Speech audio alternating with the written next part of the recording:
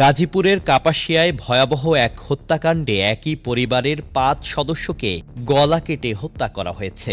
নিহতরা হলেন ৩০ বছর বয়সী শারমিন, তার ১৫ বছর বয়সী মেয়ে মিম, ৮ বছর বয়সী মেয়ে মারিয়া, ২ বছর বয়সী ছেলে ফরিদ এবং শারমিনের ২২ বছর বয়সী ছোট ভাই রসুল মিয়া।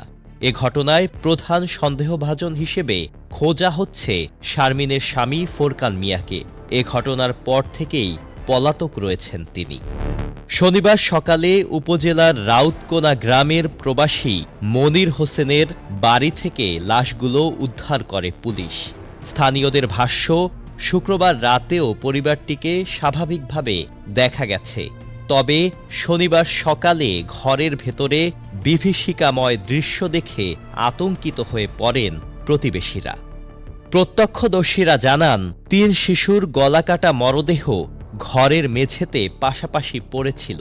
বিছানার ওপর ছিল রসুল মিয়ার নিথর দেহ, আর হাত মুখ বাঁধা অবস্থায় জানালার পাশে পড়েছিলেন শারমিন।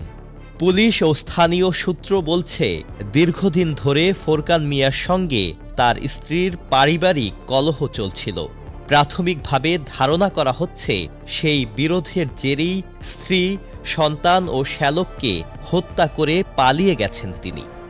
কাপাসিয়া থানার ওসি শাহিনুল আলম জানিয়েছেন, প্রায় ১ বছর আগে পরিবারটি ওই বাড়িতে ভাড়া ওঠে।